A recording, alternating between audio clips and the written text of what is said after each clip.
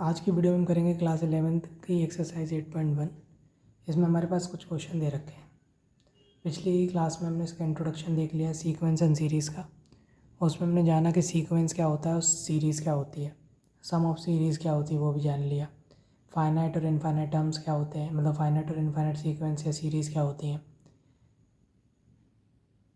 और किस तरीके से सीक्वेंस और सीरीज़ बनती हैं, ये भी चीज़ हमने देख ली थी इंट्रोडक्शन पार्ट में।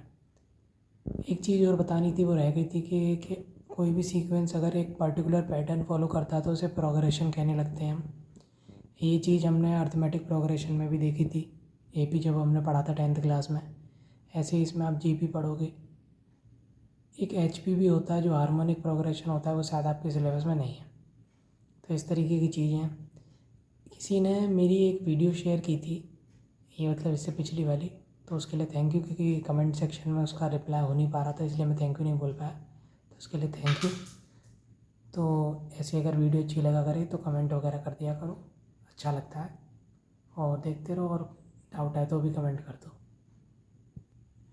तो ये हमारे पास एक सीक्वेंस दे रखा है, ये वाला।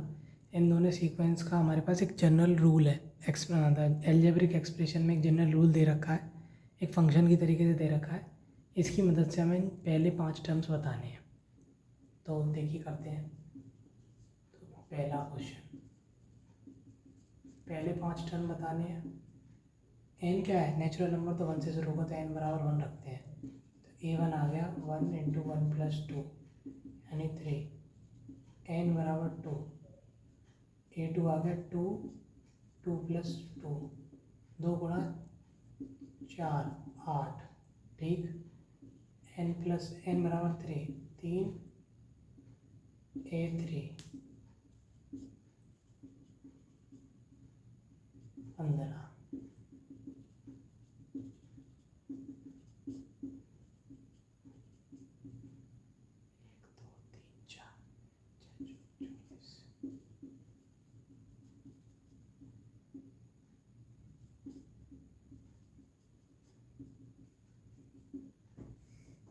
जब 1 पुट करा तो ये आया 1+2 इंटू 1 यानी 3।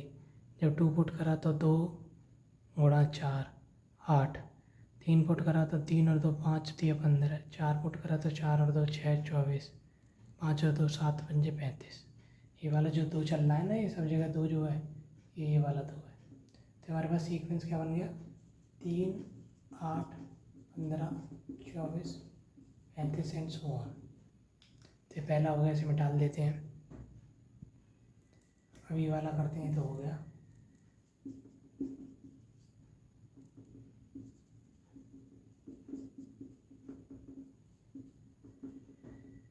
एन बराबर 1 रखते हैं, -1 की पावर 1 -1 5 1+1। तो देखिए -1 की पावर 0 1, 5 की पावर 1+1 यानी 25। ये हो गया 5 की पावर 2 और 5 का स्क्वायर 25 होता, तो पहला टर्म होगा 25। एन बराबर 2, A2 की वैल्यू होगी -1 की पावर 2 -1, 2 + 1।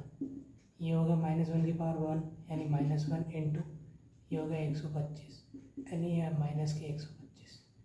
एन बराबर 3, ये होगा एक A3 -1 की पावर 3 -1, 5 की पावर 3 + 1, ये हो गया -1 की पावर इवन आ गई यानी 2 आ गई, यानी ये हो गया 1 इंटू 5 की पावर 4, इसमें 5 का मल्टीप्लाई कर दो 22 में, 625।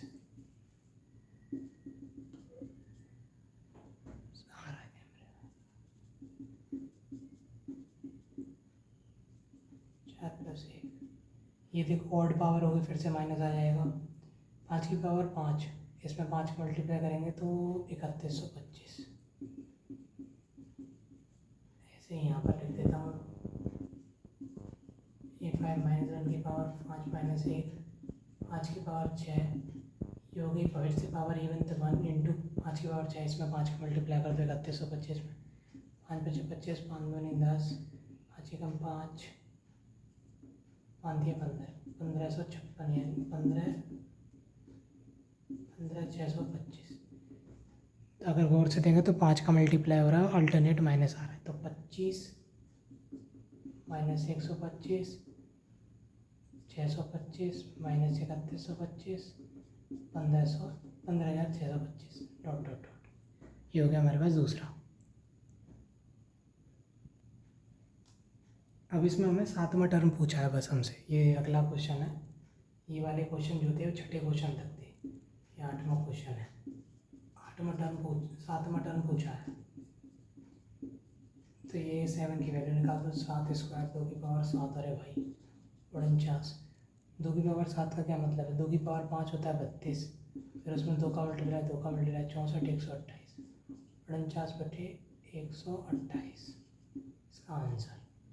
इस वाले को देख लेते हैं।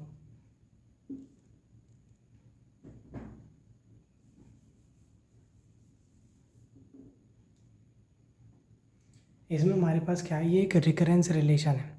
रिकरेंस रिलेशन क्या होते हैं?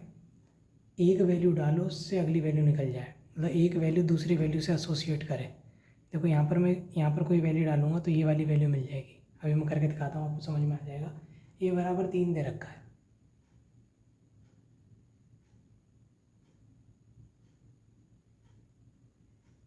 A1 बराबर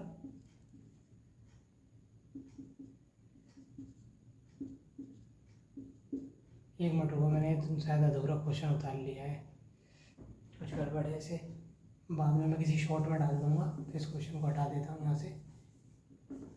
शायद इसमें कुछ छोड़ा है, कोई टर्मिनोलॉजी होगी। पर रिकरेंस रिलेशन देखिए क्या होते हैं, मैं नॉर्मल से आपको बता देता हूँ। जैसे मेरे पास ए के बराबर ए के -1 + 1 दे रखा है, तो अगर मैं के बराबर 2 पुट करूँ तो ये हो जाएगा A2 -1 + 1। यहाँ से A2 बराबर A1 + 1 आ गया। अगर के बराबर 3 पुट करता तो मैं A3 बराबर A2 + 1 आता। यानी अगर मेरे पास A1 की वैल्यू हो तो A2 मिल जाएगा, फिर A2 की मदद से A3 मिल जाएगा, फिर A3 की मदद से A4। तो एक की मदद से अगली नेक्स्ट वैल्यूज मिलती रहती हैं। तो इस तरीके को कहते हैं हम रिकरेंस रिलेशन।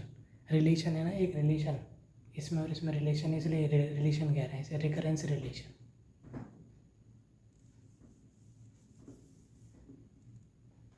ऊपर का तो मिटा ही देता हूँ, सब हो गया। देखिए हमारे पास फिबोनाची सीरीज़ दे रखी है, फिबोनाची सीक्वेंस। इसमें क्या होता है, जैसे पहला टर्म है 1, दूसरा भी 1 इस केस में, तीसरा होगा 2, इन दोनों का सम, फिर इन दोनों का सम 3, फिर इन दोनों का सम 5, इन दोनों का सम 8, इन दोनों का सम 13, इन दोनों का सम 21, ऐसे कर करके। यानी पहला 1 1, पहले दो टर्म A1 और A2 क्या है 1 1, 1। फिर अगला क्या है, इन दोनों का सम, यानी AN बराबर क्या है, AN -1 + AN -2। यानी ये वाला टर्म अगर AN मान लो तो इससे पहला वाला टर्म क्या होगा, AN -1, उससे पहला वाला टर्म हो गया AN -2। यानी इस टर्म से पहले के दो टर्म्स का सम, तो ये इसकी वैल्यू क्या होगी, 2 बराबर होगा 1 + 1। यानी इन दोनों का सम करेंगे तो ये आएगा। ऐसे इन दोनों का सम ये आएगा, ऐसे इन दोनों का सम 8 आएगा, 5 और 8 13। यानी कोई भी टर्म अपने पिछले दो टर्म के सम से बना है। ठीक, n बराबर 2 से, n 2 से बड़ा है, यानी n की वैल्यू 3 रखनी है, क्योंकि पहली दो वैल्यूज़ के लिए दे रखा है इसने पहले ही। क्योंकि पहली दो वैल्यूज़ कैसे आएंगी, क्योंकि इसमें हमें दो वैल्यूज़ चाहिए जिसकी मदद से ये निकल रहा है। समझ रहे हो ना, कि ये दो वैल्यूज़ चाहिए होंगी जब भी तो ये निकलेगा। ये दो नहीं होते तो दो कहाँ से आता। अब मैं ये लिख दूँ, अब आप इससे तीसरी वैल्यू निकालोगे, ये वाली वैल्यू कैसे निकालोगे? तो हमें पहले से दो वैल्यू पता है, इनकी मदद से सीक्वेंस आगे बढ़ता है धीरे धीरे। अब मुझे इसकी वैल्यू निकालनी है इस एक्सप्रेशन की। n बराबर 1 रखता हूँ,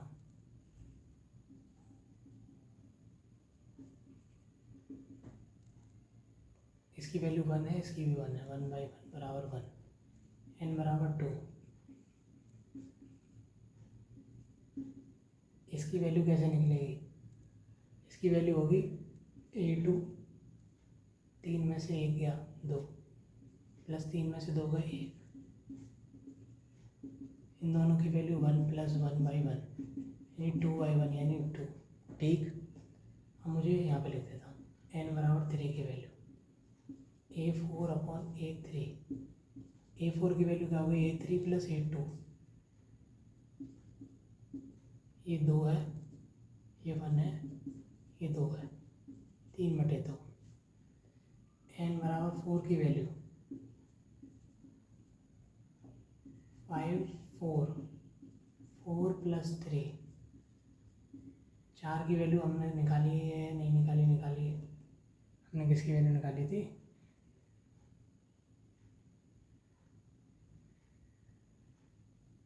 क्या हो गया, कुछ गड़बड़ कर दी क्या मैंने, देखो A3 A2 प्लस A1 की मदद से आ गया 2, तो A3 की वैल्यू 2 है, तो यहाँ पे A3 की वैल्यू 2 रखी, ये वाला 2 है ना, क्योंकि ये नीचे वाला वैल्यू कैलकुलेट करके आई है, तो 2 प्लस 1 3 सही है, 3/2। अब 4 की वैल्यू ये ऊपर वाली है, 3 है, A3 की वैल्यू क्या है, A3 की वैल्यू 2 है, 1 3 5/3, और n बराबर 5, A6 A5, 5 की वैल्यू कितनी है, ये वाली ऊपर वाली, नहीं 5, 4 इसकी वैल्यू, 4 वाले की वैल्यू कितनी है, ये ऊपर वाली 3/5, ठीक, ये आ गया हमारे पास पाँचों वैल्यू।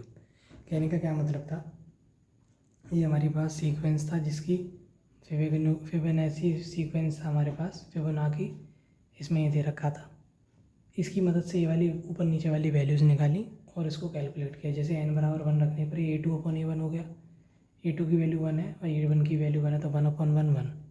n बराबर 2 पुट करने पर A3/A2, इसकी वैल्यू कैसे लिखी जा सकती है, इसकी मदद से ये लिख दिया, इन दोनों की वैल्यू पुट करी, तो A3 की वैल्यू क्या निकली है, 1 + 1 2, ये तो नीचे वाले की वैल्यू है, तो A3 की वैल्यू 2 रखनी है हमें यहाँ पर, ये 2 रख दी।